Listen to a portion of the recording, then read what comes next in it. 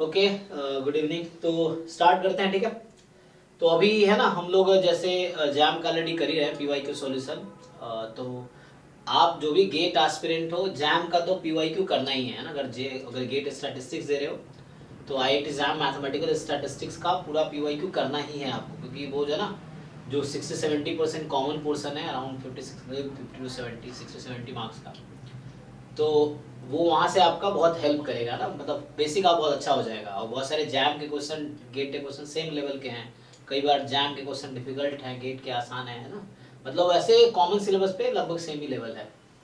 तो आपको जैम का पीवाईक्यू भी करना है और गेट का भी करना है ना। तो बैच 3 में हम लोग ऑलरेडी जैम का पीवाईक्यू कर रहे हैं, तो वो आप कर ही रहे हैं।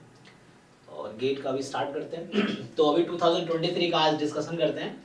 फिर आपको नेक्स्ट क्लास में सॉल्व करके आना, प्रॉपर सॉल्व करो, है ना। प्रॉपर आप एक एक क्वेश्चन घर पे ढंग से सॉल्व करो। और आप कोशिश करो कि एक पेपर को कम से कम 5 बार 6 बार एटलीस्ट एग्जाम से पहले तो हो ही जाना चाहिए, कम से कम, है ना। क्योंकि जितने ज़्यादा बार सॉल्व करोगे उतनी गलतियां आपको दिखेंगी, कहाँ आप गलती कर रहे थे, या उतनी ज़्यादा क्लैरिटी आएगी कॉन्सेप्ट को लेके। ये चीज़ है। तो अभी पेपर डाउनलोड कर लेते हैं।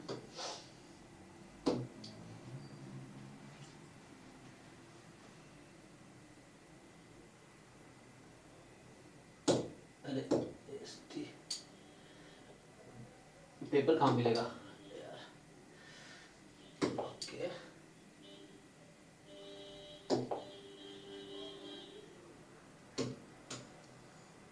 इधर ही खोलना पड़ेगा।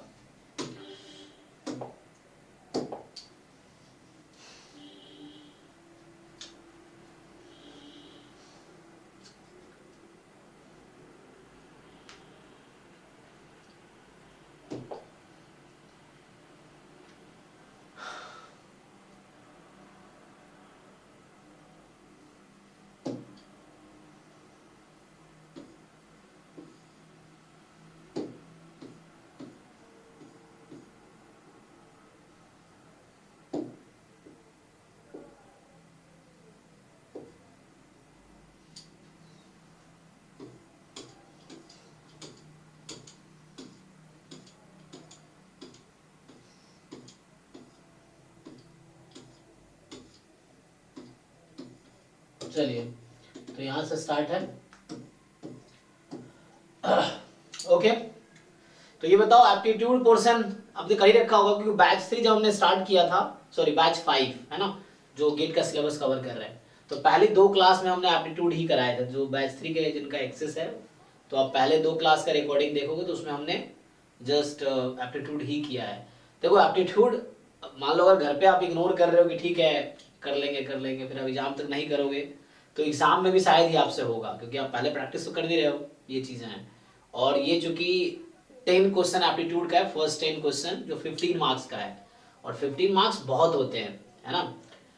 मतलब 15 मार्क्स बहुत ज़्यादा, क्योंकि आप 25 पे क्वालिफाई कर लोगे। अगर आप 40 मार्क्स ले आते हो तो आपका रैंक टॉप 10 टॉप 20 के आसपास होगा। तो इतना इम्पोर्टेंट है ना एप्टीट्यूड। अगर आप थोड़ा ठीक कर लेते हो, तो जैसे गेट मैथमेटिक्स हो गया, एक डिफरेंट गेट एग्जाम्स के, अगर आप एप्टीट्यूड के क्वेश्चंस कलेक्ट कर लो, क्योंकि एप्टीट्यूड क्वेश्चन कॉमन है। जैसे एक शिफ्ट में, जैसे एग्जांपल के लिए, अगर 11 फरवरी को आपका एग्जाम मान लीजिए 9 से 12 सुबह है, तो गेट में 50 से ज़्यादा पेपर्स हैं, है ना। एग्जैक्ट आई थिंक कितने हैं पता नहीं, ज़्यादा ही है। तो अराउंड 50 से ज़्यादा पेपर्स ही हैं। तो उस शिफ्ट में हो सकता है 10 डिफरेंट पेपर के एग्जाम हो रहे हो उस शिफ्ट में। तो उन 10 के 10 पेपर में सेम एप्टीट्यूड के क्वेश्चन होंगे, है ना। तो इसीलिए क्या है कि आप जैसे पिछले कुछ सालों के एप्टीट्यूड के क्वेश्चन, अलग से कोई बुक लगाने की जरूरत नहीं है, क्योंकि आपका अंडरस्टैंडिंग इस लेवल तक आप पहुंच चुके हो कि आपकी अच्छी अंडरस्टैंडिंग है चीजों को लेके। तो जस्ट आपको ये जानने की जरूरत है गेट में कैसे क्वेश्चन पूछे जा रहे हैं। तो उसके लिए करना क्या है कि डिफरेंट गेट के पेपर्स वेबसाइट पे ऑलरेडी अवेलेबल है। गेट के ऑफिशियल वेबसाइट पे सारे पीवाईक्यू 2007 से लेके, है ना, 23 तक के सारे पेपर अवेलेबल है जो एग्जाम होते थे। तो आपको क्या करना, 2-4 गेट का पेपर कलेक्ट, जो भी डिफरेंट सब्जेक्ट का ले लो, एप्टीट्यूड कॉमन ही रहते हैं सब में, तो उसके आप ढंग से सॉल्व कर लो। क्योंकि 15 मार्क्स में 10 टू मतलब 10-12 मार्क्स लाना आसान है, ज़्यादा मेरा एक्सपीरियंस रहा है। क्योंकि एप्टीट्यूड बहुत हम लोगों के लिए डिफिकल्ट नहीं है ना। बस बेसिक अंडरस्टैंडिंग, आपको बस क्वेश्चन ढंग से पढ़ना, लॉजिकली आंसर देना है, तो बहुत ईजी है। अगर आप इसको इग्नोर करोगे तो 10-15 मार्क्स के साथ आप, है ना, वो कर रहे हो, तो फिर उसमें आपके, क्योंकि आप बहुत ज़्यादा स्टैटिस्टिक्स जानते होंगे, ये अलग बात है, लेकिन एग्जाम में आपके अच्छे नंबर आएंगे, ये अलग बात है है ना। जानना और एग्जाम में कुछ मार्क्स लाना, अच्छे अच्छे बच्चे एंट्रेंस क्वालिफाई नहीं कर पाते हैं, क्योंकि आपका जानना और एग्जाम में क्वेश्चन सॉल्व कर पाना दोनों डिफरेंट चीजें हैं। कि जो प्रैक्टिस करके गया है वही एग्जाम में सॉल्व कर पाएगा, है ना, ये चीजें हैं।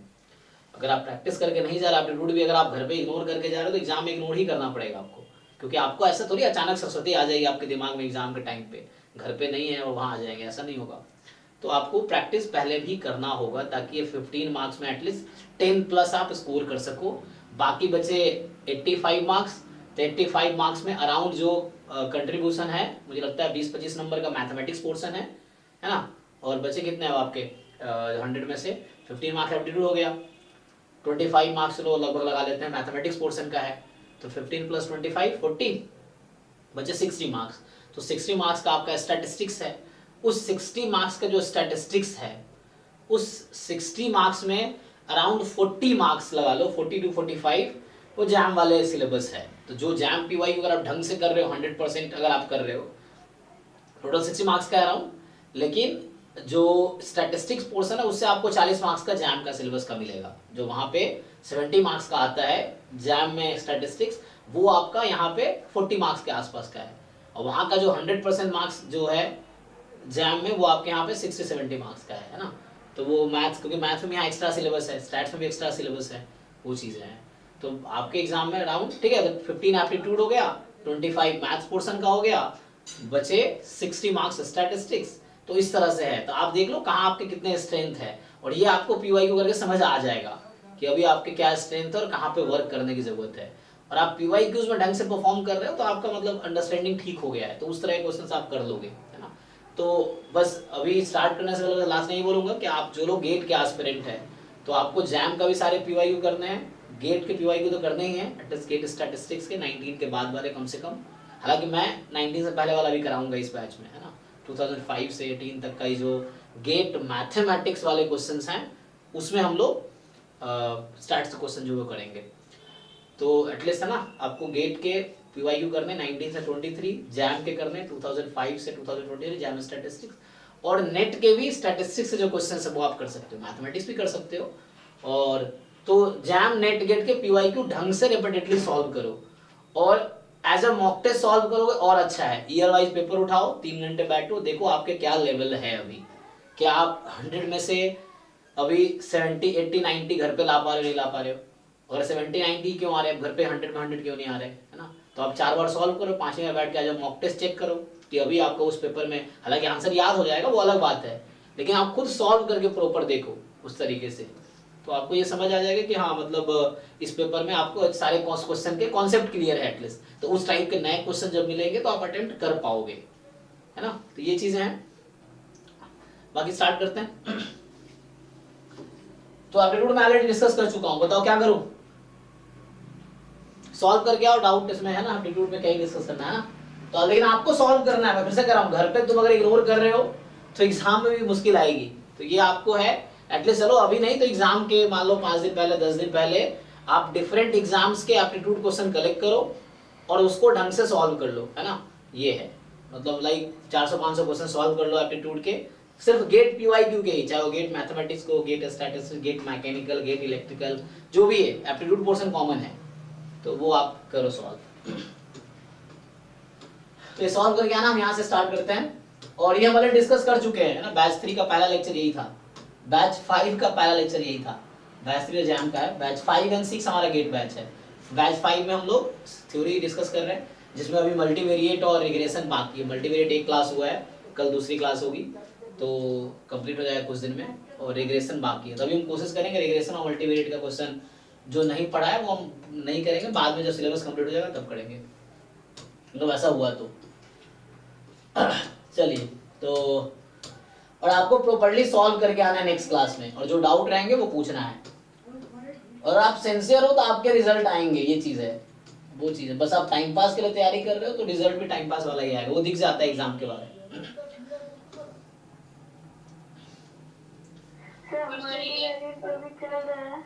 हाँ, कितने दिन में कंप्लीट हो जाएगा मल्टीवेरिएट?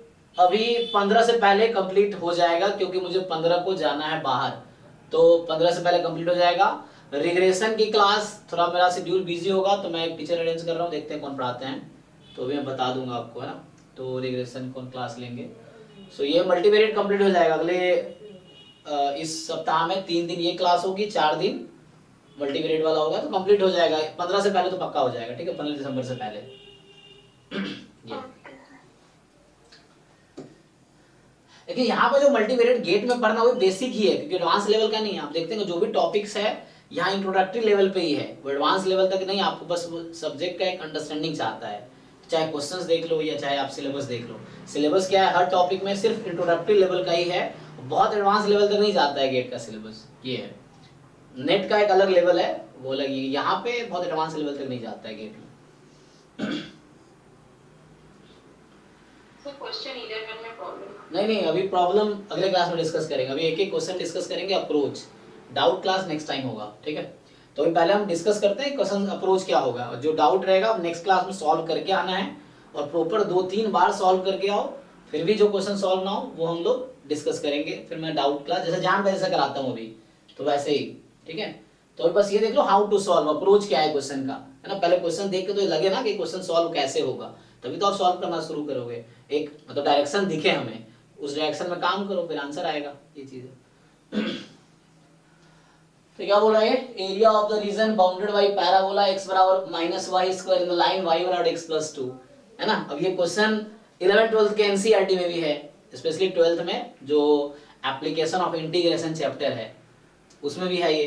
तो मैं 11th-12th काफी पढ़ाया हूँ, और जैम में भी हालांकि आते हैं, गेट में भी। तो कुछ है नहीं इसमें ना, क्या करना है आपको, ग्राफ बनाने हैं, रीजन सिलेक्ट करना है, और या तो सिंगल इंटीग्रेशन से एरिया निकालो या डबल इंटीग्रेशन से, दोनों से आंसर सेम ही आएगा।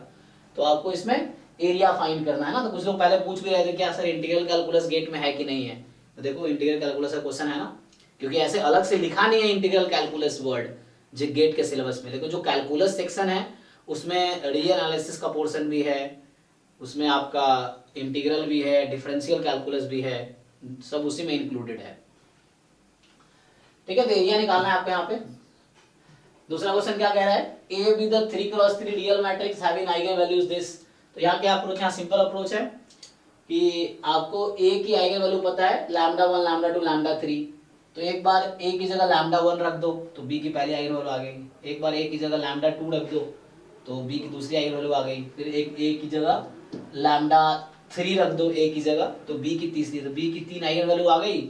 और अगर तीनों आइगन वैल्यू आ गई देन कैरेक्टरिस्टिक पॉलिनोमियल लिख सकते हो आप। क्या होगा, x माइनस, इसका मान लो b की आइगन वैल्यू आई μ1 μ2 μ3 एग्जांपल के लिए, तो x minus μ1 into x minus μ2 into x minus μ3 equal to 0। ये कैरेक्टरिस्टिक पॉलिनोमियल कैरेक्टरिस्टिक इक्वेशन हो गई बी मैट्रिक्स की। और कैली हैमिल्टन थ्योरम कहता है कि every matrix satisfy its own characteristic equation. तो यहाँ से आ जाएगा आंसर। फिर 13 क्या कह रहा है कि A B B 2n cross n real matrices, B invertible है। तो अगर बी इन्वर्टिबल है तो बी का रैंक क्या होगा, n। और n अगर इन्वर्ट है ना, रैंक n है बी का, तो ए बी का रैंक किसके इक्वल होगा, रैंक ए के। हाँ, तो यहाँ पे क्या होगा, rank of B A is equal to rank of A, rank of A B is equal to rank of A. तो ये स्टेटमेंट ट्रू है, थ्योरम है हालांकि, है ना, ये थ्योरम है जो ऑप्शन बना के ना दे रखा है आपको स्टेटमेंट। तो फर्स्ट स्टेटमेंट इज ट्रू।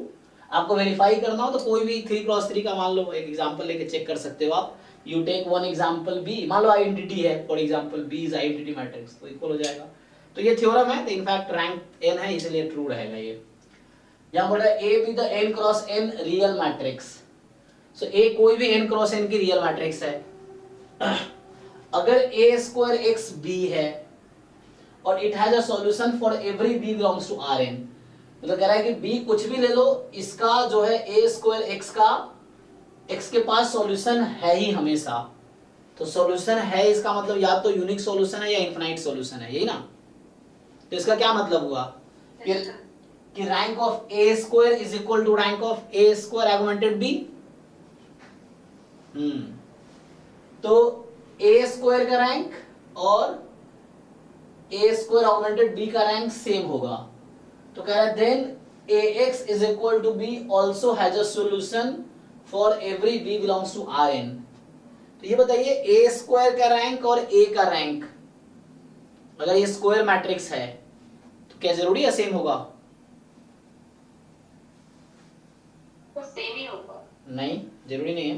कई बार ऐसा होता है कि ए कोई नॉन जीरो मैट्रिक्स है और ए स्क्वायर जीरो मैट्रिक्स आ जाता है, होता है ना ऐसा? आएगा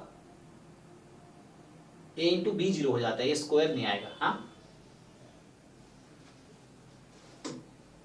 ए स्क्वायर के नहीं होगा आई थिंक। हाँ, कॉम्प्लेक्स वाले में एक बार हम लोग ने किया था कि 2 क्रॉस 2 की मैट्रिक्स है, उसका रैंक 1 था बट एक स्क्वायर करने पे रैंक 0 हो गई थी, वो 1 I 0 0 लेकर। हम लोग ये जानते हैं कि rank of A into A transpose is equal to rank of A. ये रियल मैट्रिक्स के लिए ट्रू है। कॉम्प्लेक्स में ये जो आप कह रहे हैं, हमने ये देखा था, कॉम्प्लेक्स के लिए थ्योरम ट्रू नहीं है, उसके लिए ट्रू है। Okay I think.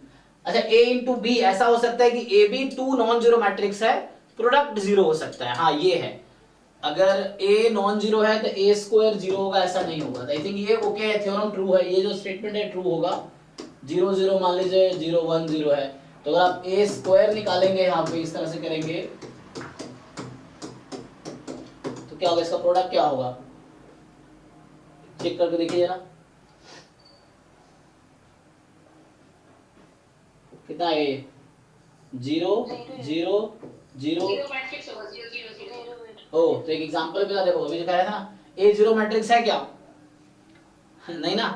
और ए स्क्वायर क्या आ गया, जीरो मैट्रिक्स आ गया। 0 मैट्रिक्स तो इसका क्या मतलब है, रैंक ए यहाँ पे क्या है, 1 है, 1 और रैंक ए स्क्वायर कितना है, 0 है। तो इस क्वेश्चन को कैसे जस्टिफाई करेंगे आप?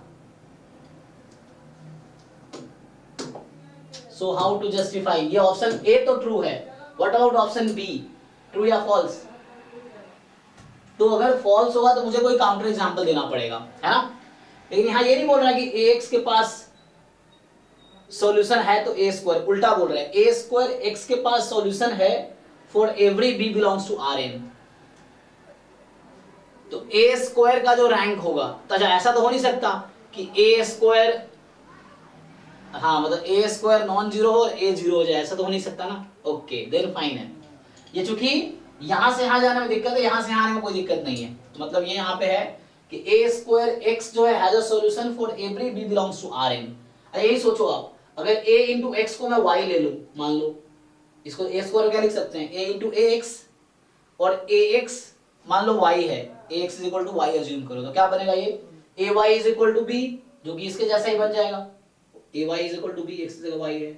तो अगर इसके पास हमेशा एक सॉल्यूशन है, चाहे b कुछ भी ले लो, तो इसके पास भी सॉल्यूशन आएगा। This will have a solution. Converse के बारे में कुछ नहीं कह सकते हैं, लेकिन ये ओके है। Rank of A square augmented B जो है ना, वो हमेशा रैंक ऑफ ए स्क्वायर के इक्वल है, तो ए और ए ऑगमेंटेड बी इक्वल होगा। ठीक है, ये ओके है, ये मतलब ये भी थ्योरम ही है। अब वेरीफाई करना तो कोई एग्जांपल लेके आप देख लो, अगर आप चाहो तो वेरीफाई करना है तो यू टेक वन एग्जांपल कि ए स्क्वायर एक्स बराबर B has a solution for every X. तो क्या ax is equal to b has a solution for every x, for every b, है ना, b कुछ भी ले लो।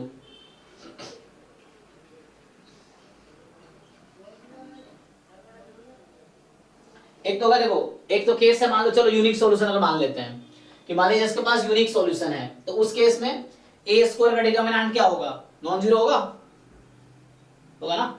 अगर यूनिक सॉल्यूशन होगा इस इक्वेशन के पास, A square X is equal to B जो है, इसके पास यूनिक सॉल्यूशन है, तो determinant A square is non zero, the determinant A is non zero. तो यहां से डिटरमिनेंट, तो ये यूनिक सॉल्यूशन होगा। अगर इसके पास यूनिक सॉल्यूशन है तो इसके पास यूनिक सॉल्यूशन होगा, ये तो गारंटी हो गया, क्योंकि determinant A square non zero है, डिटरमिनेंट ए नॉन जीरो होगा। अब ए स्क्वायर एक्स बराबर बी है ना, जिसके पास इनफाइनाइट सॉल्यूशन है, इनफाइनाइट सॉल्यूशन है तो डिटरमिनेंट उसका जीरो हो जाएगा ए स्क्वायर का, तो उस केस में ए का भी जीरो होगा। लेकिन यहाँ पे ये बोल रहा है, गारंटी दे रहा है कि A square X this has solution for every B belongs to, तो कुछ भी ले लो बी। तो इसका मतलब आई थिंक ये है ना कि बी हम अगर कुछ भी अज्यूम करेंगे, बी क्या है, Rn में है, तो मतलब बी जो है is in the column space of A square. तो B is in column space of A square. इसका मतलब ये है कि कोई भी B आप ले लो, that can be written as a linear combination of columns of A, columns of A square. तो that can be written as a column of A, this is fine, ठीक है ना। ax इक्वल टू y ले लो तो उससे इसके जैसा ही बन जाएगा, तो ये स्टेटमेंट ट्रू होगा। आंसर की चेक कर लेना, तो दोनों स्टेटमेंट ट्रू होना चाहिए। यहाँ पे आइए, अब ये जैसे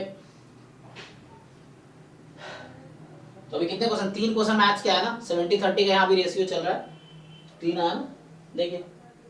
so consider the probability space, ऐसा फिक्स नहीं किया ना सिलेबस में, लेकिन यहाँ पे मैं ऐसा सोच रहा हूँ, जैम में फिक्स है।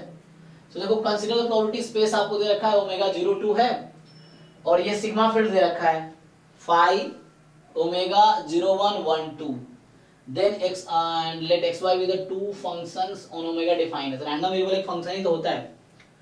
अब आपसे पूछ रहा है कि x के पास वैल्यू 1 है, 2 है, अगर ओमेगा ये है, y के पास वैल्यू 2, 3, ओमेगा ये है, so the following statement is true. तो आपको रैंडम वेरिएबल का डेफिनेशन पता है ना, क्या होता है, कौन सा रैंडम वेरिएबल है, बताइए। x function which is defined over the sample space, probability space. Okay, और इसीलिए सर ऑप्शन ए करेक्ट होगा, क्योंकि x g पे डिफाइंड है, स्ट्रिप g पे डिफाइंड है। रैंडम वेरिएबल कहां से कहां का फंक्शन है, डोमेन क्या है रैंडम वेरिएबल का, प्रोबेबिलिटी स्पेस 2, हालांकि प्रोबेबिलिटी की जरूरत नहीं है रैंडम वेरिएबल में, सैंपल स्पेस 2 r, ठीक है ना। बट ये होता है इनवर्स इमेज जो होता है ना, x inverse mine inverse image of Borel measurable function या बोरेल सेट है ना, बोरेल सेट यहाँ पे, तो वो जो होगा that must belong to the sigma field. So inverse image जब आप लोगे ना, सो यहाँ पे x इनवर्स 1 ले लो फॉर एग्जांपल, ये आएगा, x इनवर्स 2 ये आएगा, यहाँ y इनवर्स अगर 2 लिखोगे या माइनस इनवर्स से 2 लिख लो तो ये आएगा, ये है क्या वहाँ पे। तो सिंपल ये देखना है कि ये वाला जो इनवर्स इमेजेस हैं ये तो फंक्शन है एक्स वाई, जब इनवर्स इमेज लोगे so that must belong to the sigma field. तो यहाँ जो इनवर्स इमेजेस हैं ये आएंगे, अब बोला y बराबर fx तो x बराबर f इनवर्स y, तो इनवर्स इमेज x आ जाता है, तो इनवर्स इमेज x आ जाएगा, तो ये x है। सो ये चूंकि ये this set does not belong to sigma field, so y is not a random variable, x is a random variable because these two belong to the sigma field। तो इसलिए x random variable है। इसके पीछे का basic concept बता दीजिए थोड़ा। किसका? इसका इसी का रैंडम वेरिएबल कैसे होगा? हाँ, आप डेफिनेशन याद कीजिए, डेफिनेशन क्या है रैंडम वेरिएबल का। रैंडम वेरिएबल का डेफिनेशन ये है कि random variable is a function from omega, अभी मैं g लिख देता हूँ, g is the sigma field to r such that कि x inverse minus infinity to x, इसका मतलब होता है omega belongs to capital omega such that x of omega less than equal to x। तो ये जो सेट है that set must B an event, इसका मतलब क्या है, that set must be at event. तो इवेंट का डेफिनेशन क्या है, कोई बताओ, what is definition of event? Sir जब सिग्मा फील्ड दिया रहेगा तो elements of sigma field Yes. हाँ, तो इसका मतलब है ये जो सेट मैंने लिखा है that must belong to sigma field, यहाँ सिग्मा फील्ड मैंने जी लिया है, तो जब सिग्मा फील्ड जीरा होगा तो elements of sigma field are events actually, not every subset of omega is event, subset of omega is may not be event, है ना। जैसे इसी केस में यहाँ अच्छा क्वेश्चन में all subsets of omega are not event, only those subsets of omega are event which are present in the sigma field, ठीक है। तो so that set must be in G। अब यही चीज आपको, यही डेफिनेशन वहां पे अप्लाई, इस डेफिनेशन पे वो क्वेश्चन है कि इस रैंडम वेरिएबल का डेफिनेशन क्लियर है कि नहीं। तो ये चीज आप फाइंड करोगे, -1 तो वो एक सेट आएगा, -2 दूसरा सेट आएगा। सो आप चेक करो, एक बार x के लिए चेक करो सेम चीज, और y के लिए चेक करो, तो ये रैंडम वेरिएबल का डेफिनेशन है और इसी पे वो क्वेश्चन है। Okay sir. तो यहाँ क्या होगा, यहाँ पे अगर मैं आपको दिखाता हूँ, देखिए अगर मैं यहाँ फाइंड करता हूँ x inverse minus infinity to 1, तो ये वाली सेट क्या आएगी, मुझे इसका मतलब मुझे वैसा ओमेगा चाहिए जिसके लिए x omega less than equal to 1 आ जाए। अब x के पास दो ही वैल्यू है, 1 या 2, तो x 1 ही अटेन कर सकता है और तो कुछ कर नहीं सकता। तो x बराबर 1, x बराबर 1 कब है? What is the omega for that x is equal to 1? Check करो। तो ये सेट आपका 0 1 है and that must belong to sigma field. Sigma field में है कि नहीं? है सर। है। और यहाँ देखिए यहाँ क्या प्रॉब्लम होगा, यही चीज मैं y के साथ करूंगा ना, यही चीज मैं y के साथ करूं, माइनस इंफिनिटी टू 2, यहाँ 2 लिखा ना, 2 लेता हूं मैं पहले क्योंकि 2 से पहले सपोर्ट तो है ही नहीं।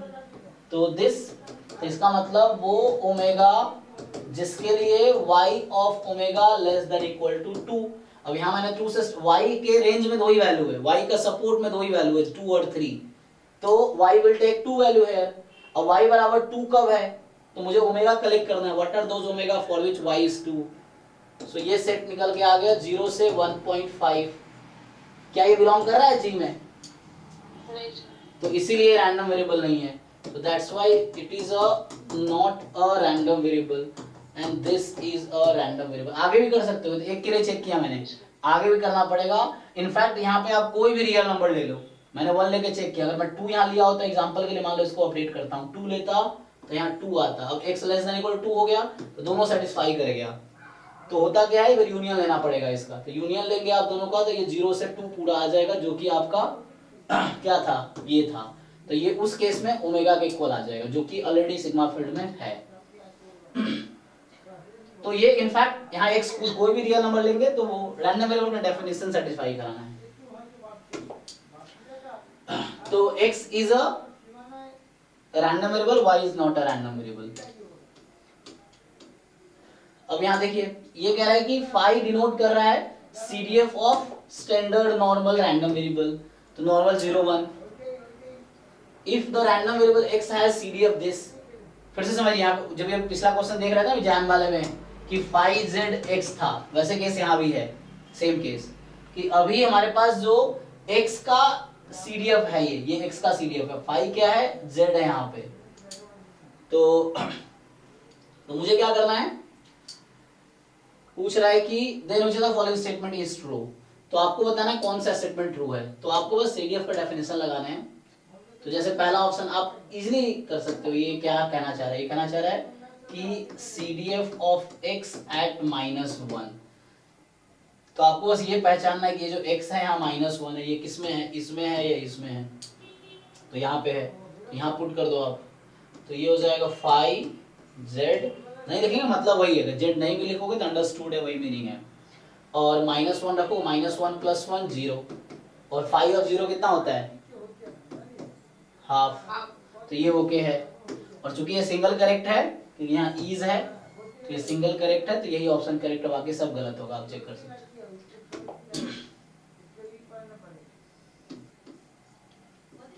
बाकी फाइन कर सकते हो सिमिलर वे में, चेक करके देखो। नेक्स्ट क्वेश्चन जो कह रहा है x रैंडम वेरिएबल है जिसका PDF ये दे रखा है आपको। ये PDF क्या है, अच्छा अगर मैं y बराबर x की पावर अल्फा ले लूंगा ना, तो ये y का PDF निकल के आएगा। अगर y को आप x की पावर अल्फा ले लो तो डेरिवेटिव करोगे, अल्फा इंटू एक्स की पावर अल्फा -1 डेरिवेटिव में चला जाएगा, तो ये बचेगा लैम्डा e की power minus lambda y more than 0। तो ये y का PDF है जब मैं y x की पावर अल्फा लेता हूँ। तो यहाँ से पता चल गया आपको y जो है एक्सपोनेंशियल डिस्ट्रीब्यूशन है विथ मीन 1/लैम्डा। अब पूछ रहा है कि the median of x is 1 और the third quantile of x is 2। तो मीडियन ऑफ x इज 1, तो इसका मैथमेटिकल इंटरप्रिटेशन क्या होगा, मीडियन का इसका फॉर्मूला होता है log 2/β। अच्छा वैसे भी कर सकते हो आप, नहीं तो क्योंकि x के बारे में बोल रहा है, ये y का नहीं बोल रहा है, x का बोल रहा है। y का तो हमने ट्रांसफॉर्म किया अपनी कंफर्ट के लिए सोच रहा था, लेकिन इसको बिना यूज किए भी आप कर सकते हो, इसको छोड़ दो अभी।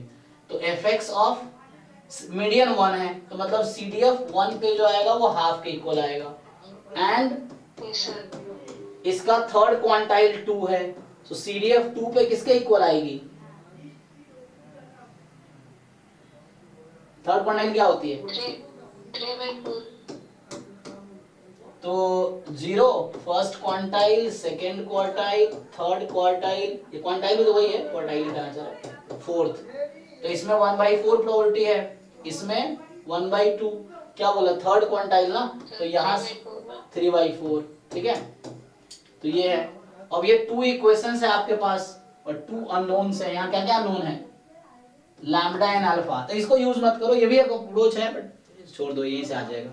अब इसका सीडीएफ निकाल सकते हो ना, 0 से x में इंटीग्रेट कर लो इसको, तो सीडीएफ आ जाएगी, और सीडीएफ आ गई तो एक इक्वेशन सीडीएफ में 1 रख दो, हाफ के इक्वल करो, सीडीएफ में x को 2 रख दो, 3/4 के इक्वल करो, और देन आप सिंप्लीफाई करके लैम्बडा एंड अल्फा की वैल्यू निकाल लो, तो लैम्बडा एंड अल्फा की वैल्यू निकल आएगी। तो वही पूछा है आपसे कि what is the lambda and alpha. So 2 equations are there and 2 unknowns are there, और ये डेफिनेशन आपको याद होना चाहिए कि मीडियन कॉन्टिन्यूअस के केस में मीडियन की ये डेफिनेशन ही है, चलेगा। थर्ड क्वांटाइल का ये डेफिनेशन है, मतलब चल जाएगा कॉन्टिन्यूअस के केस में। इनफैक्ट थ्योरम है ये, इन जनरल डेफिनेशन अलग है, बट कॉन्टिन्यूअस में ये वर्क करेगा, डिस्क्रीट में ये वर्क नहीं करेगा, है ना। तो सर यहाँ पे एक क्वांटाइल है और एक क्वार्टाइल, हाँ, मतलब यहाँ कहने का भी मतलब है, थर्ड क्वांटाइल लिखा है तो इसका कहने का मतलब ये क्वार्टाइल ही है, क्योंकि क्वांटाइल कॉन्टिन्यूअस होता है, मतलब p 0 to 1 के बीच कुछ भी हो सकता है क्वांटाइल में, क्वार्टाइल में फिक्स कर रखा होता है ना, p जैसे या तो है ना 1/4 है, 1/2 है, या 3/4 है, इस तरह से। तो ये थर्ड क्वांटाइल लिखने का मतलब वही मतलब है, थर्ड क्वार्टाइल ही है एक्चुअली। इस बार थ्योरी में पढ़ाएं, अगर आप जैम वाले रिकॉर्डेड वीडियोस देखोगे, क्योंकि जैम के सिलेबस में ये सब ऑलरेडी है, तो क्योंकि जैम जो पढ़ा था क्वांटाइल का वहाँ डेफिनेशन आप देख सकते हो क्या होता है, तो उसके हिसाब से फिट करना पड़ेगा। तो आप क्या कह रहे थे, यहाँ क्वांटाइल होना चाहिए, क्या कह रहे थे? नहीं सर, क्वार्टाइल पता है, क्वांटाइल नहीं पता था। अच्छा, क्वांटाइल पता ही नहीं है, क्वांटाइल का डेफिनेशन क्या है? मतलब क्वांटाइल हमने बताया कि probability of x less then और इक्वल टू x, अगर pth क्वांटाइल है तो हाँ, pth क्वांटाइल इन जनरल होता है, x का pth क्वांटाइल मान लो कोई नंबर x है, pth quantile of x is, मान लीजिए number random variable x is let's say small x, if and only if, किसी को याद है बताओ जरा in general definition. x less than equal to x is equal to 3। नहीं, ये होगा कॉन्टिन्यूअस के लिए, ये चीज जो आप कह रहे हो ये सिर्फ कॉन्टिन्यूअस में वैलिड है, डिस्क्रीट में ये वैलिड नहीं है, ये कॉन्टिन्यूअस के लिए है। तो ये तब है जब x अगर कॉन्टिन्यूअस रैंडम वेरिएबल है तब ये वैलिड होगा, when x is a continuous random variable then ये वर्क करेगा कि CDF at x is p if and only if। अगर ये मिक्स्ड है या डिस्क्रीट रैंडम वेरिएबल है तो इसमें और एक ऐड हो जाता है probability of x greater than equal to x plus 1 minus p। तो यहाँ होता है कि pth quantile of capital X is x if and only if probability x less than equal to x and probability x more than equal to। किसी को याद है? कोई और ट्राई करो,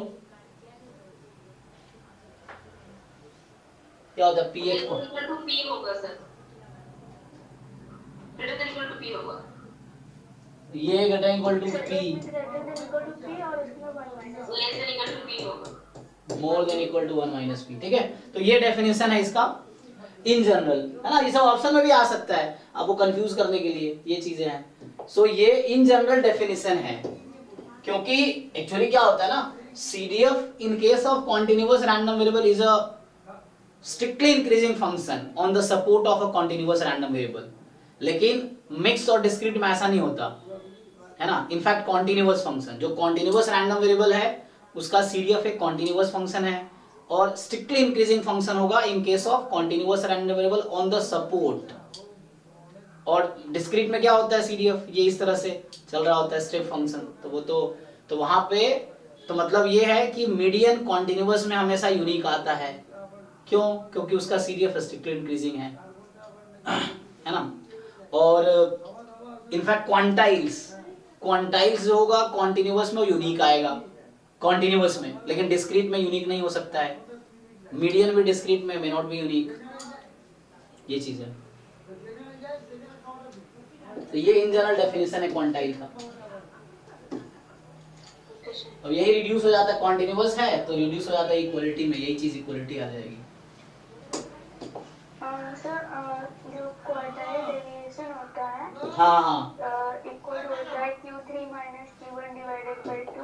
उस केस में सर मैंने एक फॉर्मूला ये जो होता है QI equal to small n plus 1/4 into XI position, इस टाइप का कुछ होता है। उससे Q1 Q2 Q3 निकालते हैं, तो वो जो होता है और ये जो भी क्वांटाइल पढ़ रहे हो वो दोनों सेम ही होता है। हाँ सेम ही है, वो वही है। एक्चुअली यहाँ पे जो हम पढ़ रहे हैं रैंडम वेरिएबल के लिए पढ़ रहे हैं, जैसे हम लोग डेटा पॉइंट्स के लिए पढ़ते हैं वो अलग है, मतलब क्योंकि वहां पे डिस्क्रीट पॉइंट्स हो गया है ना। जैसे अभी एग्जांपल के लिए जब हम लोग मीन पढ़ते थे बचपन में, 4 नंबर दिया है तो एवरेज ले लिया, वो मीन है वहां पे डेटा पॉइंट के लिए। अभी रैंडम वेरिएबल और मीन का मतलब EX है, तो उस तरह से है। तो सेम वहां पे भी है कि जब आपके पास डेटा पॉइंट है तो उसके लिए डेफिनेशन अलग होगा क्वांटाइल और उस क्वार्टाइल का, लेकिन यहाँ पे डेफिनेशन रैंडम वेरिएबल के लिए डेफिनेशन है ये चीज।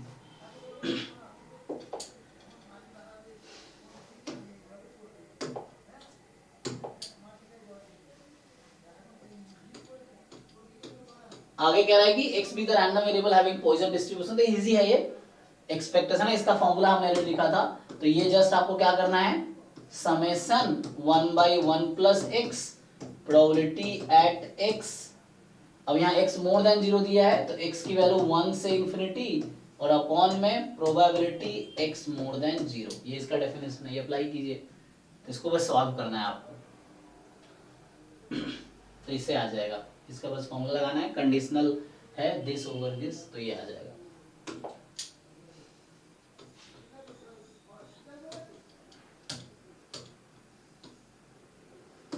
ये बोल रहा है कि x के पास पीडीएफ है, तो ये गामा है ना, तो जो मैं नोटेशन यूज कर रहा हूं उसके लिए गामा अल्फा और लैम्बडा हो गया, बीटा की जगह लैम्बडा है यहाँ पे।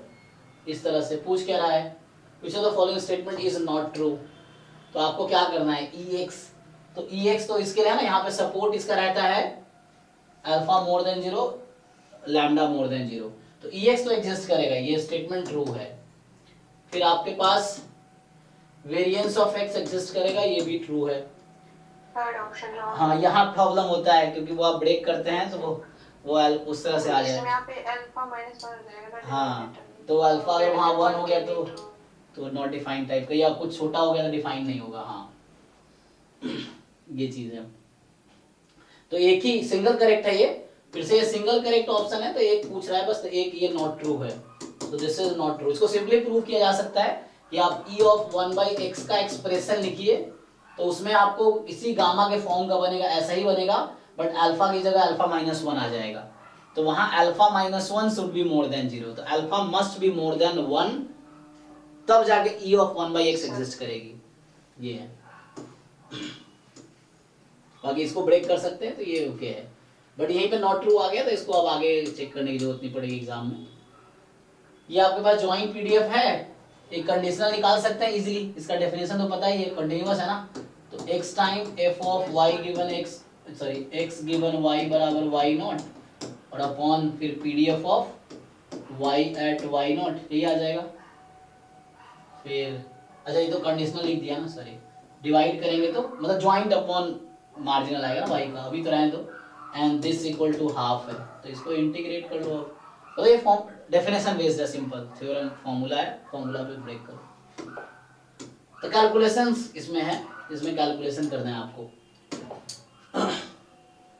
कह रहा है कि suppose there are 5 boxes each containing 3 blue pen, 1 red pen and 2 black pen, तो 5 बॉक्स है, हर बॉक्स में क्या है, 3 ब्लू है, 1 रेड है एंड 2 ब्लैक है। अब पूछ रहा है कि 1 pen is drawn at random from each of this 5 boxes, अब पांचों बॉक्स में से एक एक पेन आप फाइंड कर रहे हैं, मतलब निकाल रहे हैं, उसमें से ड्रॉ कर रहे हैं।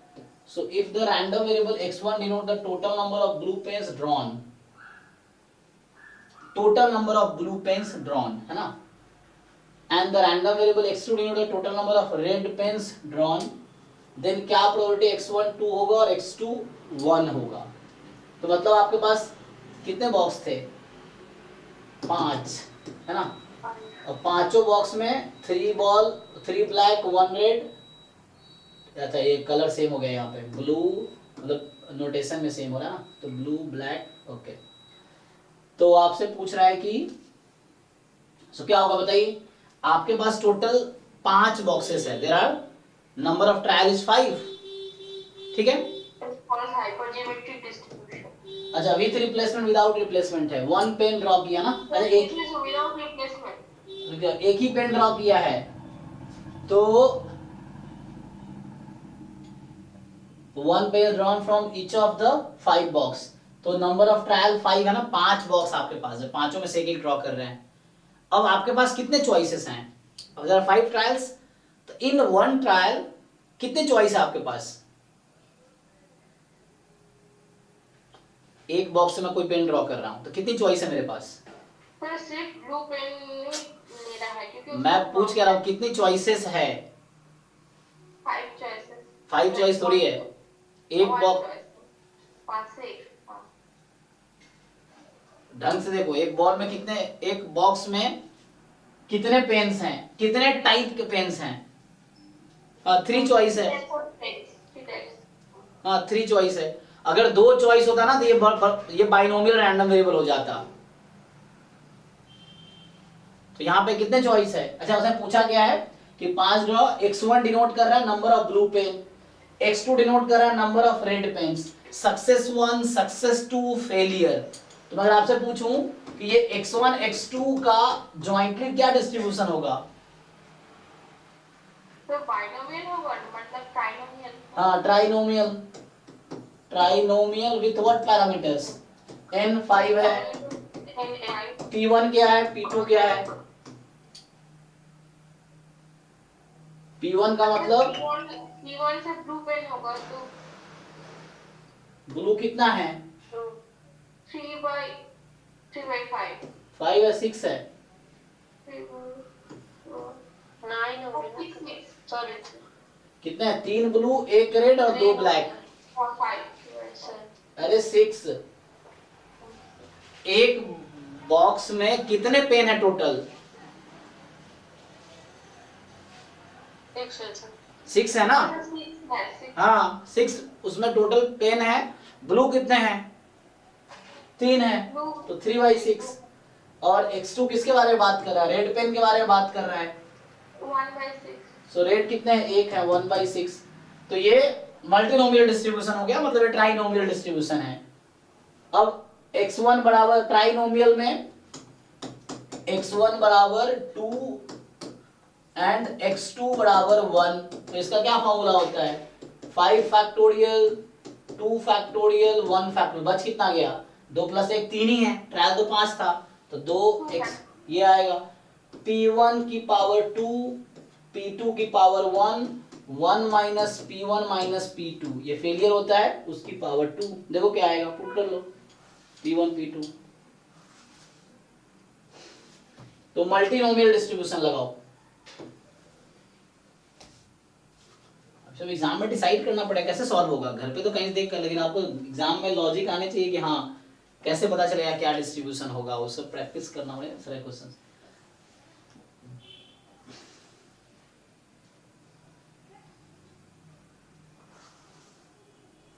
अगर बॉक्स में 2 टाइप के ही पेन होता, ब्लू या ये, तो सिर्फ बाइनोमियल हो जाता। जैसे अगर 4 टाइप के पेन होता तो उस तरह से मल्टीनोमियल होता, फिर एक और रैंडम वेरिएबल आ जाता। ठीक है सॉल्व कर लो, देख लो आंसर आ जाएगा, कर लेना इसको सॉल्व। ये कह रहा है कि x and y and b are 2 sequence of random variables and x y be 2 random variables, all of them defined on the same probability space, then which of the following statement is true? So x and yn are 2 sequences of random variable, x y are defined on the same probability space, okay, so then you see the correct statement. xn converges in distribution to a, then xn converges to probability, true या false? True sir। अगर constant है तो constant में ये if and only if होता है, ये true हो गया, और इसमें सिंगल करेक्ट ही है ये इजी बोला ना, तो एक ही करेक्ट चुनना है, पहला ही हो जाएगा, बाकी गलत ही हो जाएगा। Convergence in property 2x, then in third mean नहीं, है ना, क्योंकि जो rth मीन वाला कंडीशन है वो स्ट्रॉन्गर कंडीशन है, तो वो इंप्लाई करेगा इसको, ये उसको इंप्लाई नहीं करेगा। Convergence in distribution 2x and y in convergence in distribution 2y, तो क्या सम कन्वर्ज करता है? नहीं होगा। हाँ, कन्वर्जेंस इन प्रोबेबिलिटी में ऐसा होता है, कन्वर्जेंस इन डिस्ट्रीब्यूशन में ऐसा नहीं होगा। और यहाँ भी ऐसे ही है कि e ऑफ xn कन्वर्ज कर रहा है ex पे, तो क्या xn कन्वर्ज कर रहा है फर्स्ट मीन में? इसका मतलब ये होता था कि mod of xn minus x कितना, इसकी लिमिट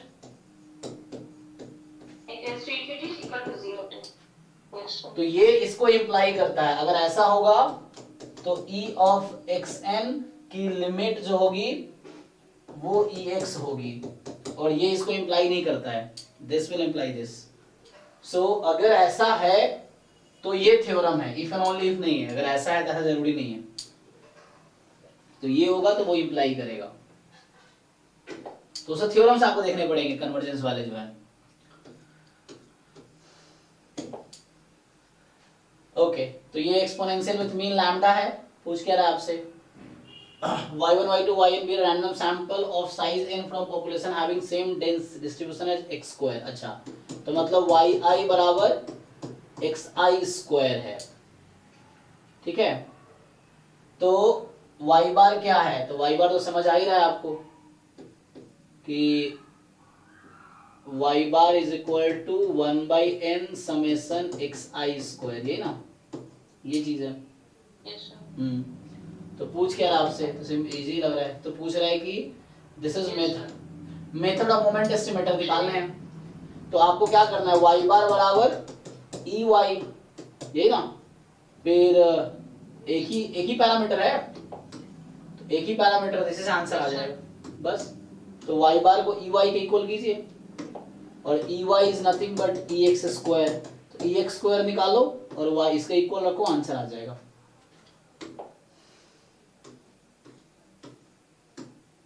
ठीक है ना, तो इसमें ऑप्शन यही आ जाएगा, ठीक है ना, तो उससे आ जाएगा।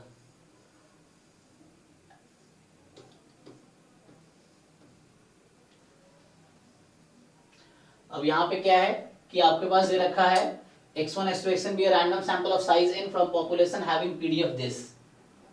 तो फिर से यहाँ पर log x को मैं अगर सब्स्टिट्यूट करता हूँ तो कोई स्टैंडर्ड डिस्ट्रीब्यूशन बन सकता है।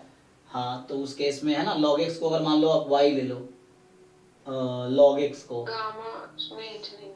log x स्क्वायर को ले लो आप, ठीक है, log x स्क्वायर को y ले लो। तो अगर मैं y बराबर, हाँ डायरेक्ट से भी आ जाएगा, है ना, तो बिना सब्स्टिट्यूशन भी आपका आ जाए, जैसे भी कर लो, है ना। तो ये क्योंकि सपोर्ट फ्री है पैरामीटर से, तो डायरेक्टली लाइक्लीहुड फंक्शन लिखो और आप मैक्सिमाइज करो किस पॉइंट पे मैक्सिमम होगा, तो ये इजी है, डायरेक्टली आप मैक्सिमाइज कर लो। ये x1 x2 xn भी रैंडम सैंपल फ्रॉम यूनिफॉर्म, तो यहां बस थोड़ा ट्रांसफॉर्मेशन करना कि each xi यूनिफॉर्म 1/3 थीटा है। तो आपसे पूछ क्या रहा है कि कौन सा स्टेटमेंट ट्रू है, हाँ, जस्ट मीन निकाल लो, चाहो तो सीधा सीधा, या थोड़ा ट्रांसफॉर्मेशन कर लो। तो y क्या है, मैक्सिमम है, मतलब y is nth order statistics, so y is nth order statistics, तो उससे हो जाएगा ना। तो यहाँ पे तुम पहले क्या करो, xn माइनस 1/3, तो ये क्या बनेगा, यूनिफॉर्म 0 थीटा माइनस 1/3, और इसको फिर x, तो उससे इजीली आ जाएगा, है ना। तो ये आपका यूनिफॉर्म 0 1 आ जाएगा, फिर इसका मैक्सिमम लगा दो, तो nth ऑर्डर स्टैटिस्टिक्स माइनस, हाँ, और इससे इजीली प्रूव हो जाएगा 2 लाइन बाद बस। तो इसका डिस्ट्रीब्यूशन है बीटा नहीं n,1, क्योंकि n लिया ना यहाँ पे, तो n लिया तो n,1, अब बस मीन लगा दो तो ये आ जाएगा, सीधा सीधा ऑप्शन आ जाएगा।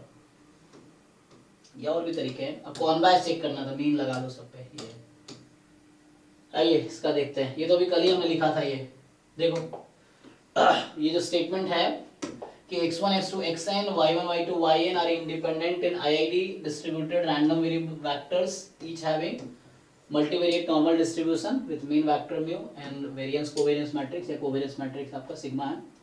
तो x बार बताइए आपको, y बार भी पता है क्या होता है।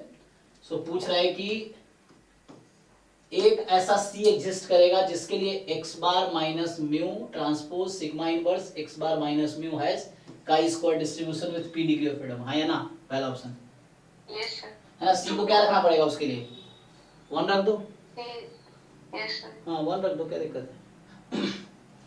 तो हो जाएगा। तो इसका हमने देखा था sir x1 follows normal in p mu sigma square by n, so उससे आता है कि यहाँ पर जो सिग्मा इनवर्स है उस पे n भी रूट n रहेगा ना, तो इसलिए जो भी कांस्टेंट की जरूरत पड़ेगी देख लेना। यहाँ पे क्या बोला इन्होंने, यहाँ पे क्या है np, इतना थोड़ी जरूरत है, उसको ब्रेक कर देंगे तो क्या आ जाएगा, तो डायरेक्टली आ जाएगा x1 minus mu sigma by root n sigma by follows root, normal p 0 I, हाँ normal p 0 I, फिर उसको सर डबल मतलब हाँ ठीक है, ये आ जाएगा काई स्क्वायर डिस्ट्रीब्यूशन, है ना, ना दिमाग में लगाना। तो ये स्टेटमेंट ट्रू हो जाएगा।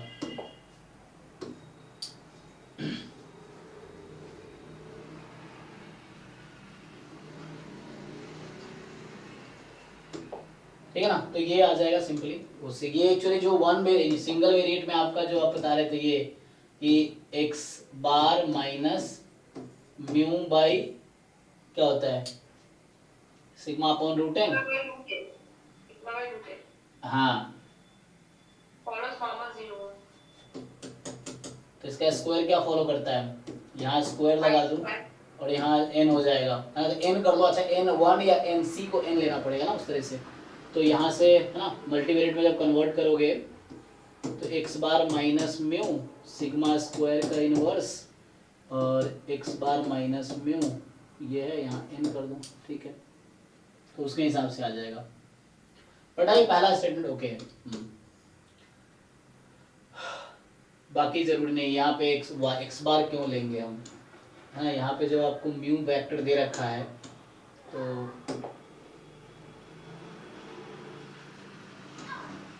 x बार लेने की जरूरत नहीं है ना, यहाँ म्यू वेक्टर के लिए थ्योरम है ये, तो ये थ्योरम ही है मतलब, तो थ्योरम का जस्ट स्टेटमेंट है। आप ये देख सकते हो ना, ज्यादातर क्वेश्चन क्या है, थ्योरम के स्टेटमेंट बना के ऑप्शन दे रहा है, ये थ्योरम ही है। अच्छा इसका देखो क्या होगा, consider the following regression model this alpha not plus alpha 1 log, हालांकि मैं थ्योरी पढ़ा नहीं है इसका, है ना, तो सो कह रहा है कि fx दे रखा है आपको, ये डबल एक्सपोनेंशियल का पीडीएफ है, then which of the following statement is true, तो MLE of alpha naught does not exist, MLE of alpha 1 does not exist, least square sir ये estimate, इजी है सर, बताओ क्या आंसर है। Sir उसको sir one side कर लेने के होंगे, yk minus alpha naught minus alpha 1 log k equal to epsilon k, फिर epsilon k फॉलोज करता है क्या, वो डिस्ट्रीब्यूशन जो x का डिस्ट्रीब्यूशन है, हाँ। फिर उधर से x की जगह पूरा मतलब वो पूरा वैल्यू लिख देंगे epsilon k, फिर उसके बाद मैक्सिमम लाइक्लीहुड निकालेंगे, उसको यहाँ पर अल्फा नॉट और अल्फा 1 उसकी डेरिवेटिव करेंगे, तो उसका अल्फा 1 और अल्फा नॉट का वैल्यू निकलेगा, नहीं निकलेगा तो डज नॉट एग्जिस्ट, निकलेगा तो मतलब कैसे डाल मैक्सिमम लाइक्लीहुड निकालते हैं। सिंपल लीनियर रिग्रेशन मॉडल में क्या होता है कि जो आपका लीस्ट स्क्वायर एस्टिमेटर होता है वही MLE होता है सिंपल लीनियर रिग्रेशन मॉडल में। यहाँ पे क्या किया इन्होंने, जस्ट कि alpha not plus alpha 1 x होता है ना, तो x की जगह log k कर दिया इन्होंने, है ना, तो ये है। अदरवाइज क्या, लॉग के तो कांस्टेंट है मतलब, हाँ यहाँ पे ये डबल एक्सपोनेंशियल है, तो इसका मीन तो 0 है और b 1 है, तो वेरिएंस इसका कितना होता है 2b, तो ठीक है, तो करना पड़ेगा कैलकुलेशन इसका, है ना, कैलकुलेशन करके Also that calculation देखना से पड़ेगा। ठीक है, अभी थ्योरी पढ़ना तो इसको देखते हैं अभी एटलीस्ट, है ना। हमने वो मल्टीवेरिएट और रिग्रेशन छोड़ दो तो अराउंड हमारे 90 प्लस मार्क्स का हमने सिलेबस कर रखा है ना। ये 8-10 नंबर का सिलेबस अभी बाकी है जो कि इस महीने कंप्लीट, दिसंबर में कंप्लीट हो जाएगा, ठीक है ना। तो सिलेबस कंप्लीट, आपके पास पूरा जनवरी है, आप पीवाईक्यूज ढंग से सॉल्व करो 8-10 बार, जैम गेट नेट का मॉक टेस्ट पूरा सॉल्व करो इस तरह से, तो उसमें अच्छी तैयारी हो जाएगी। पीवाईक्यू और मॉक टेस्ट पे फोकस करो, सिलेबस तो बड़ी रखा होगा, ये चीज़ है। तो क्वेश्चन सॉल्व करना है ना, क्वेश्चन सॉल्व करते हुए तो एग्जाम में क्वेश्चन सॉल्व होंगे, जब घर पे सॉल्व होंगे तभी एग्जाम में सॉल्व होंगे। घर पे जब आपसे क्वेश्चन सॉल्व नहीं हो रहा है तो एग्जाम में कोई जादू नहीं होने वाला है, सिंपल।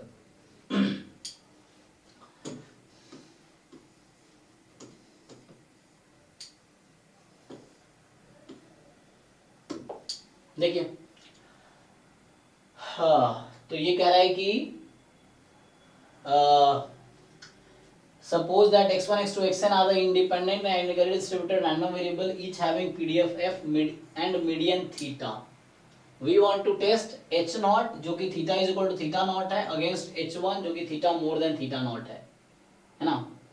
और consider a test that reject h naught if s is more than c. c is sum है ना, तो sum c depending on the size of the test,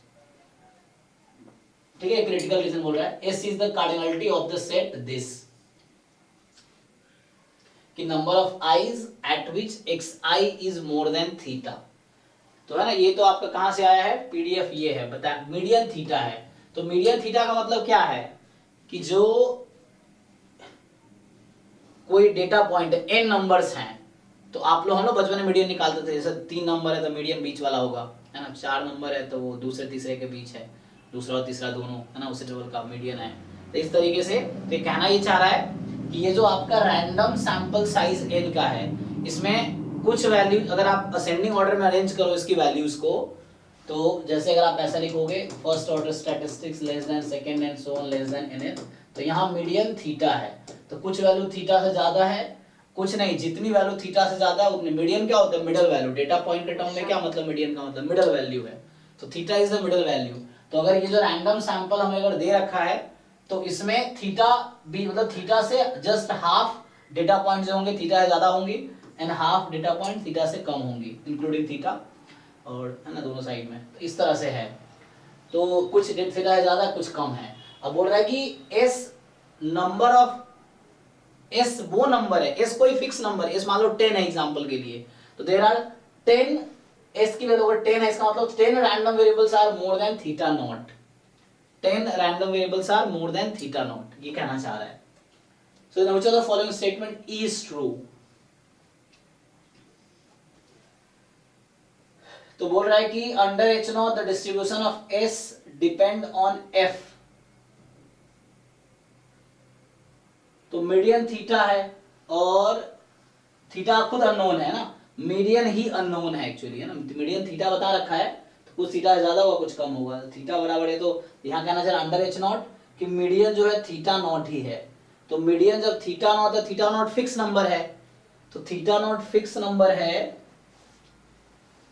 तो डिस्ट्रीब्यूशन ऑफ एक्स क्यों डिपेंड करेगा पीडीएफ पे, क्योंकि theta naught अगर fix number है मान लो, है ना, सो उस केस में लेट्स से थीटा नॉट की वैल्यू है ना कुछ फिक्स मीडियन कर दो, मान लो 1.5 के लिए एग्जांपल के लिए कुछ ऐसा, तो उससे आधे डेटा पॉइंट उससे ज्यादा है, आधा उससे कम है, तो डिस्ट्रीब्यूशन ऑफ एस, तो S is the number of data point more than S, तो क्या हो जाएगा एन अगर मान लो है ना, तो एस का एफ से कोई मतलब है ना, एस क्या है, व्हाट इज एस, तो मुझे पता है कि अंडर थीटा नॉट का मतलब, अंडर एच नॉट का मतलब क्या है कि ये ट्रू है, और ये ट्रू होने का क्या मतलब है कि मीडियन इज थीटा नॉट, और मीडियन थीटा नॉट होने का क्या मतलब है, exactly half data points are more than equal to theta not and half data points are less than equal to theta not. तो अगर n मान लो 10 है तो 10 का क्या मीडियन वैल्यू है, अगर 10 डेटा पॉइंट्स है तो जो हमारे पास क्या होता है 5th और 6th नंबर के बीच का वो आएगा ना 5, हाँ 5th और 6th नंबर के बीच, theta naught 5th 6th number के बीच होगा, तो आधे पॉइंट उधर आधे इधर होंगे, तो s की वैल्यू मान लो आ जाएगी, है ना, जस्ट हाफ, मान लो 5 ले लो, इस तरह से 5 आ जाएगी, तो उसकी कोई ये जो इस पर डिपेंड, पीडीएफ पे इसकी वैल्यू डिपेंड नहीं करेगी। और अच्छा, हमने एक बार पहले भी डिस्कस किया, आंसर क्या आया था उस समय, याद है इसका आंसर क्या है? I think under H1 the distribution function does not depend on this. Median theta not से ज्यादा है, क्या है आंसर इसमें? आंसर है ना? तो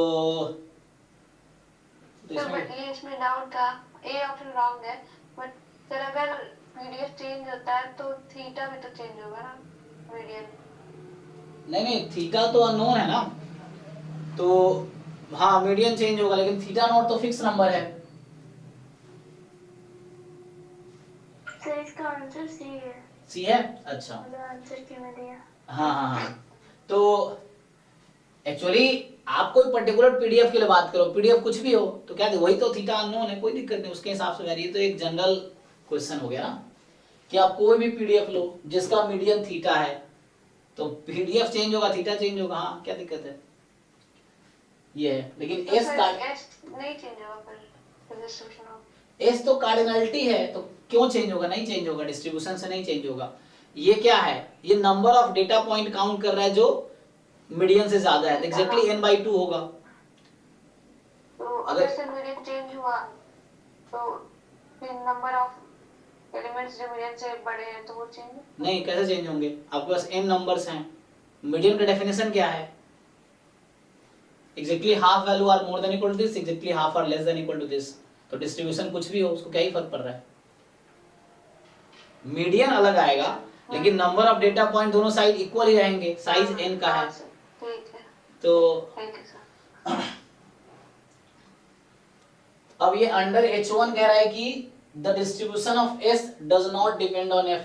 तो यहाँ क्या था कि थीटा नॉट एक फिक्स नंबर था, थीटा नॉट फिक्स नंबर था, तो उस केस में जब थीटा नॉट फिक्स नंबर है तो इस केस में S डिपेंड नहीं कर रहा है उस पे, चाहे कुछ भी डिस्ट्रीब्यूशन हो, वो S की वैल्यू n इवन है तो n/2 आ जाएगी। जैसे हम मीडियन बचपन में निकालते थे, n नंबर दे रखा है तो मीडियन इज जस्ट आपको नंबर आएगा कोई n/2 के आसपास का, है ना, ये है वो मिलेगा, तो उसको f से कोई मतलब नहीं है। लेकिन यहां कह रहा है कि the distribution of s does not depend on theta. अब यहां प्रॉब्लम क्या है? Theta more than theta not है ना, अंडर H1 कह रहा है ये, तो under H1 distribution of S does not depend on F।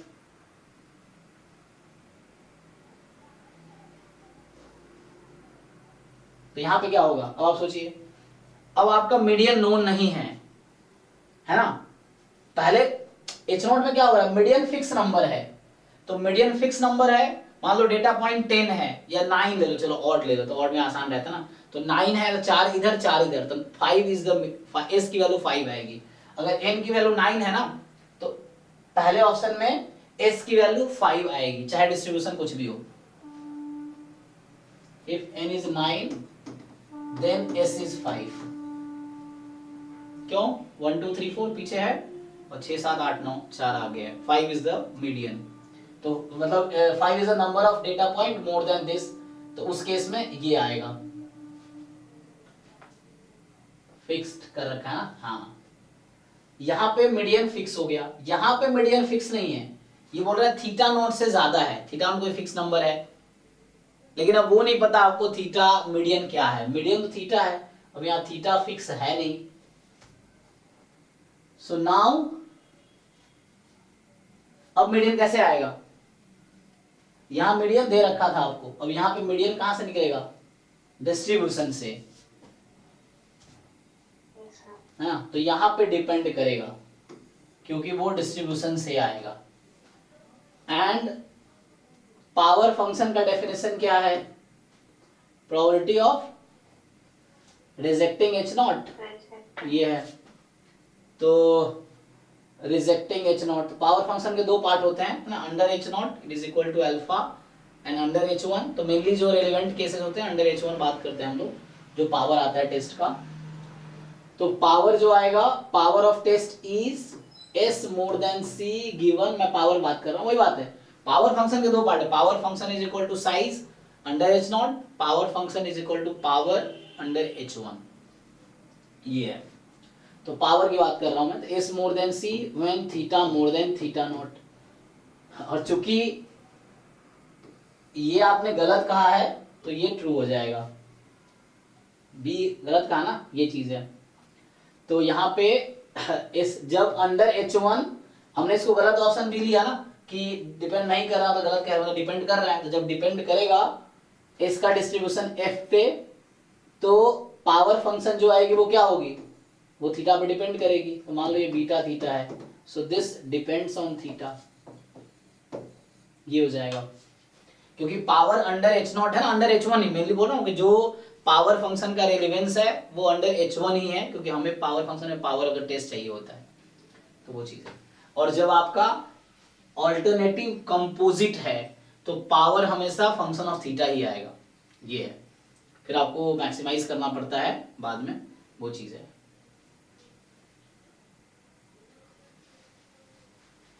तो पावर में मैक्सिमाइज करना पड़ता है ना, पावर फंक्शन जो होगा that will depend on theta, क्योंकि पावर में जाके आप मैक्सिमाइज करते हो ना, पावर ऑफ टेस्ट में जो पावर फंक्शन है तो उसमें ये डिपेंड कर रहा है थीटा पे।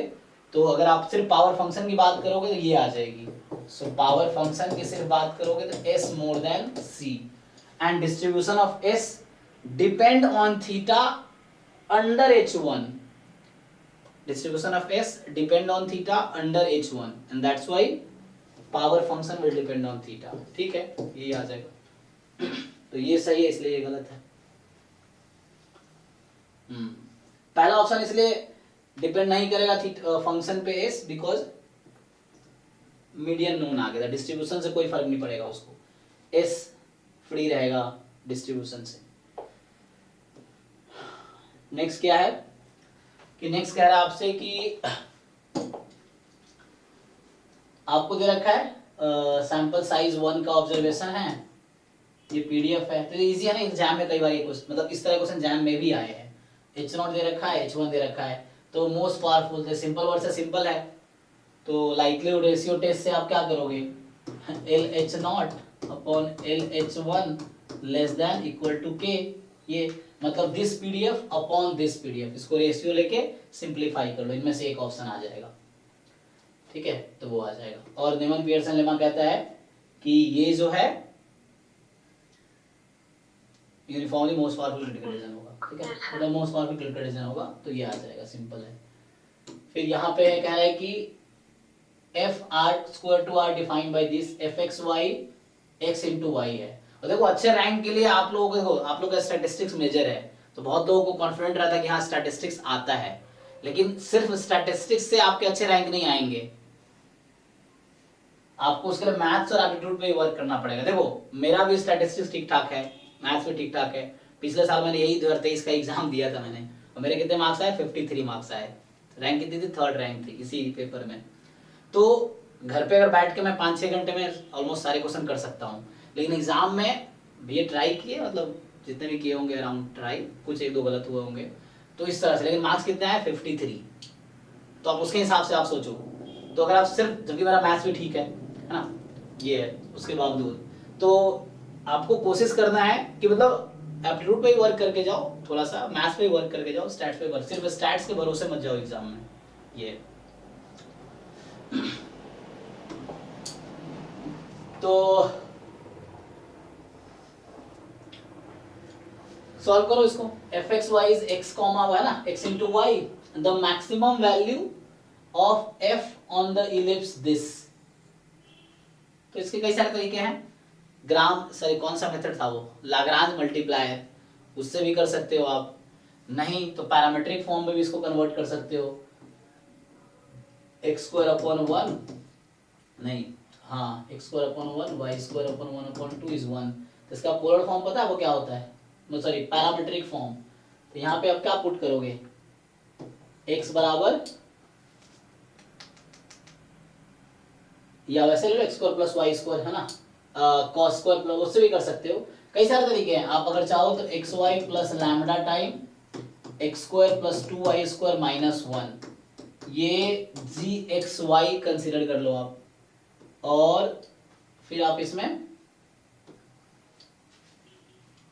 सिंप्लीफाई करो, x का स्क्वायर डिफरेंशिएट करो, y का स्क्वायर डिफरेंशिएट 0 पुट करके सॉल्व करो। नहीं, दूसरा तरीका ये है कि इसको पैरामीट्रिक फॉर्म में कन्वर्ट कर लो। तो यहाँ से x को आप रखोगे 1 cos थीटा और √2y जो है ना, क्योंकि √2y का स्क्वायर है, रखो sin थीटा। सेटिस्फाई कर जाएगी। cos square plus sin square is 1, तो यहाँ से आपके पास cos square plus sin square 1 हो जाएगा। cos square theta plus sin square theta 1 हो गया। अब यहाँ से x cos theta √2y sin theta. अब बताओ ये क्या बन जाएगा उस केस में आपका, √2 cos थीटा sin थीटा। तो इसको मैं cos थीटा sin थीटा को एक में ला सकता हूँ sin 2 थीटा में। क्या हो जाएगा, 2 से मल्टीप्लाई 2 से डिवाइड, तो √2/2 sin 2 थीटा। क्या पूछा है आपसे यहाँ पे? So what is maximum value of sin 2 theta? 1 है ना। तो फाइनल आंसर कितना आ गया आपका? अच्छा ये 2 था नीचे, तो फाइनल आंसर है √2। हाँ, तो 1/√2 is the answer of this question. तो ऐसे ही सॉल्व हो गया कि आप यहाँ से पैरामीट्रिक फॉर्म में कन्वर्ट कर लो, पैरामीटर थीटा यहाँ पे, तो पैरामीट्रिक फॉर्म में कन्वर्ट करके यहाँ पुट कर दो।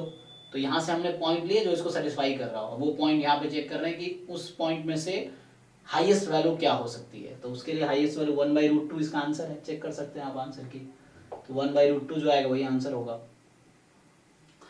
फिर ये है कि A be a 2x2 real matrix है ना। तो A 2x2 रियल मैट्रिक्स है। इस तरीके से AB is equal to BA है, ठीक है। For all 2x2 real matrix, ये थ्योरम है, मैंने पहले लिखा है ना कि एक ऐसा मैट्रिक्स जो हर किसी मैट्रिक्स से कम्यूट करता है n क्रॉस n का। तो यहाँ पे क्या बोल सकते हो आप A मैट्रिक्स के बारे में?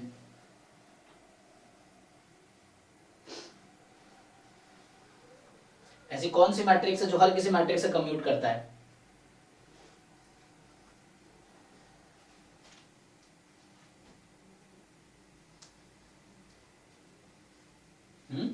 बताएंगे आप लोगों को?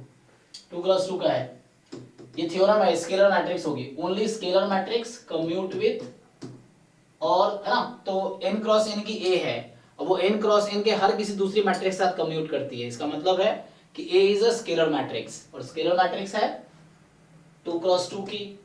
अब पूछ रहा है क्या इसका ट्रेस, इसका 5 है, तो इसका ट्रेस कितना हो गया, 2c बराबर 5, तो c बराबर 5/2 आ गई। देन डिटर्मिनेंट ऑफ A, क्या आएगा डिटर्मिनेंट इसका? कितना, c स्क्वायर, डिटर्मिनेंट है c स्क्वायर, तो 25/4 ये आ जाएगा, ठीक है। तो ये आंसर इस क्वेश्चन का आप चेक कर सकते हैं। तो ये सब इजी क्वेश्चन है, मतलब एक कॉन्सेप्ट बेस्ड क्वेश्चन है। जब पिछले क्वेश्चन में पैरामीटर में कन्वर्ट कर लिया तो 10-20 सेकंड में आंसर आ जाएगा।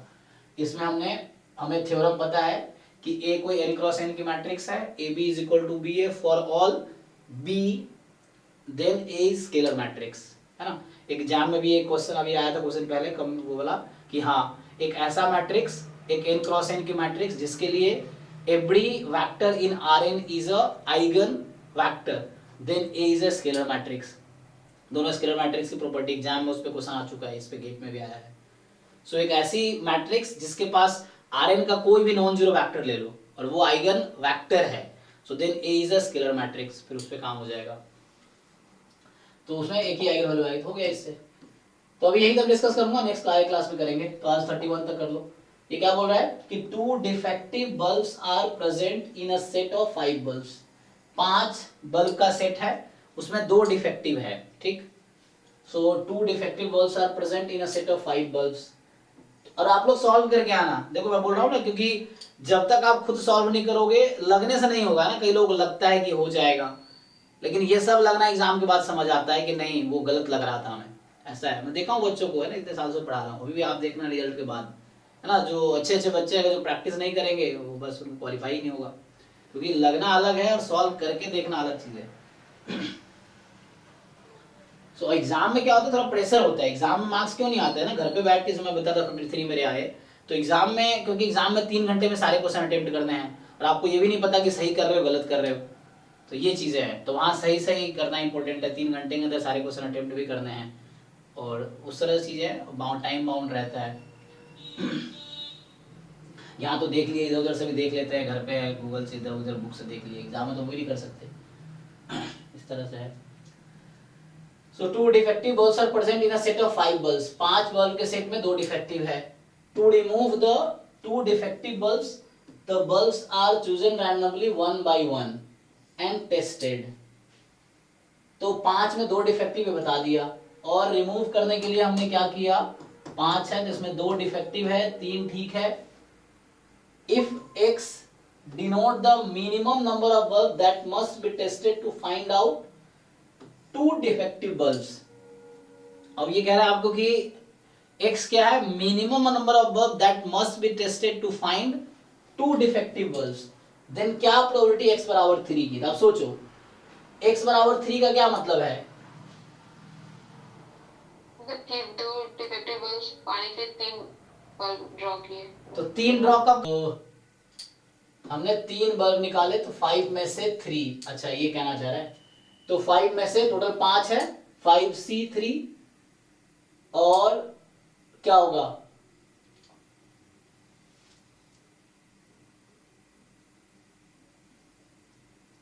और आगे क्या होगा, उन 3 में से क्या होगा, 2 डिफेक्टिव होगा और एक,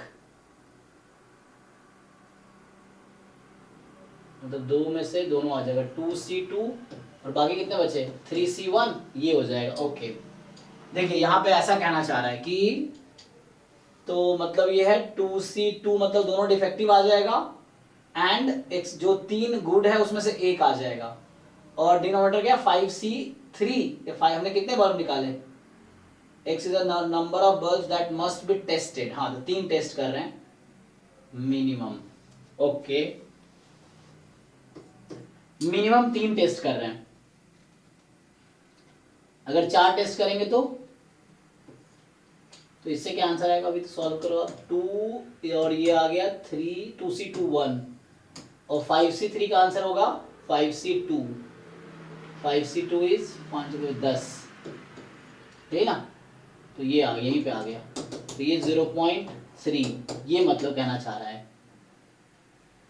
ओके इसका मतलब ये हुआ कि यहाँ पे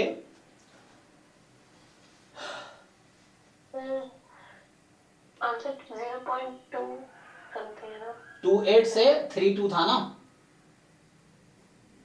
0.28 से 0.32 मतलब 0.30 आंसर है इसका, ये है ना 0.30 आएगा। तो यहाँ पे मतलब ये है कि बोल रहा है x denote the minimum number of bulbs that must be tested to find out the 2 defective bulbs.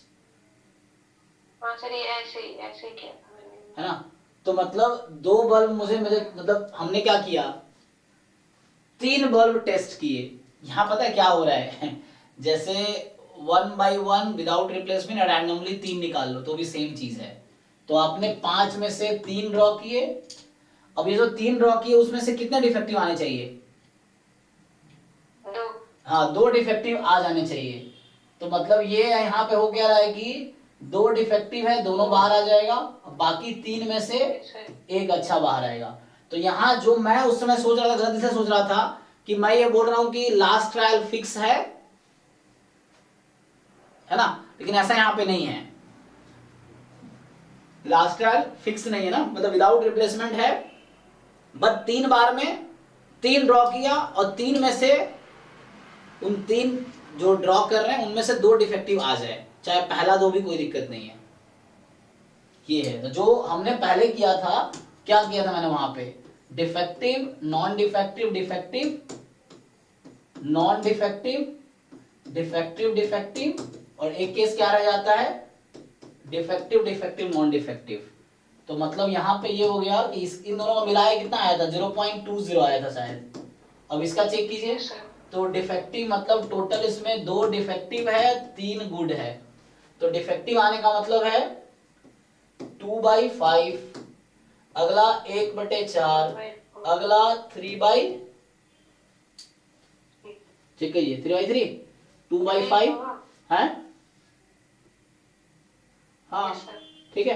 तो ये कट के कितना आ गया, 2 दूने 4, तो आ गया 0.20 प्लस 0.10, कितना आ गया 0.30, तो ये भी ठीक है। तो मतलब यहाँ पे ये बोल रहा है कि अरे वही मतलब कई बार क्या होता है क्वेश्चन का इंग्लिश की वजह से मीनिंग चेंज हो जाता है, मतलब डिपेंड करता है कि हम कैसे सोच रहे हैं ना, वर्ड फॉर्म में ये दिक्कत है। तो यहाँ इन्होंने कहा है कि x डिनोट द मिनिमम, तो मैंने ये दोनों फाइंड किया था, ये तीसरा भी अलाउड है। तो क्योंकि मेरा दिमाग में ये था कि लास्ट वाला डिफेक्टिव ही आएगा, जैसे नेगेटिव आने वाला केस होता है ना कि we are doing trial until we get the rth success, तो वो सोच रहे, लेकिन ऐसा इसने नहीं कहा। इसने कहना चाह रहा है कि हमें 2 डिफेक्टिव निकालने हैं, बल्ब चूज कर रहे 1 by 1 है ना, और ऐसा नहीं बोला until we get the 2 defective, ऐसा कुछ नहीं कहा। तो ये लैंग्वेज का यही दिक्कत है, आप कैसे समझ रहे हो वो इंपॉर्टेंट है। So if x denote the minimum number of bulbs that must be tested to find out the 2 defective bulbs। अच्छा यहाँ कि मतलब इसका मतलब तो यही अल्टीमेटली हुआ ना कि मतलब 2 मिलेंगे तभी 2 डिफेक्टिव मिलने चाहिए। हाँ 2 डिफेक्टिव मिलने चाहिए, मतलब 3 ट्रायल में 3 बल्ब आप ड्रॉ कर रहे हो, उसमें दोनों डिफेक्टिव आ जाए, इसकी प्रोबेबिलिटी बताओ कि 3 ड्रॉ में आपके दोनों डिफेक्टिव आ जाए। तो यही हो सकता है कि defective non defective defective non defective defective defective या डिफेक्टिव डिफेक्टिव नॉन डिफेक्टिव, एक ये तरीका है, इससे भी आंसर 0.3 आएगा। दूसरा ये है कि आपने 5 में 3 बॉल ड्रॉ किए, यही चीज मैंने अलग अलग सोचा, और यहाँ 5 में 3 ड्रॉ किए, 2 डिफेक्टिव में, मतलब इसमें फिर ये दोनों डिफेक्टिव चाहिए मुझे क्योंकि फेवरेबल आउटकम यही है, और इनमें से एक आएगा, 3 में से एक आएगा। सो लाइक ये आ गया और ये 0.30 आ गया, है ना। और भी अप्रोच हो सकता है, तो मेन है लैंग्वेज समझने का। तो लैंग्वेज वाज दिस कि out of 3 trials that 3 trial must contain 2 defective, चाहे पोजीशन कुछ भी हो डिफेक्टिव का, उस पर कोई रेस्ट्रिक्शन नहीं, ये क्वेश्चन था। ठीक है, चलिए तो आज हम यही स्टॉप करते हैं एंड नेक्स्ट क्लास में इसके आगे कंटिन्यू करेंगे, ठीक है। So thank you and good night. अभी आप सॉल्व करके आइए, आप रिपीटेडली कई बार सॉल्व कीजिए सीखने के लिए। Thank you so much. Thank you.